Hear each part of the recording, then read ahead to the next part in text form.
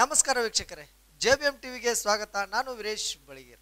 ಬೆಳಗಾವಿ ಜಿಲ್ಲೆ ಅಥಣಿ ಪಟ್ಟಣದಲ್ಲಿ diamond club art cultural and sports club ಇವರ ವತಿಯಿಂದ 75ನೇ ಗಣರಾಜ್ಯೋತ್ಸವದ ಅಂಗವಾಗಿ ಅಂಡರ್ 16 ಅಂದರೆ 16 ವರ್ಷಕ್ಕಿಂತ ಕೆಳಗಿರುವ ಹುಡುಗರ ಜೊತೆ ಒಂದು ಕ್ರಿಕೆಟ್ ಪಂದ್ಯಾವಳಿಗಳನ್ನು ಏರ್ಪಡಿಸಲಾಗಿತ್ತು.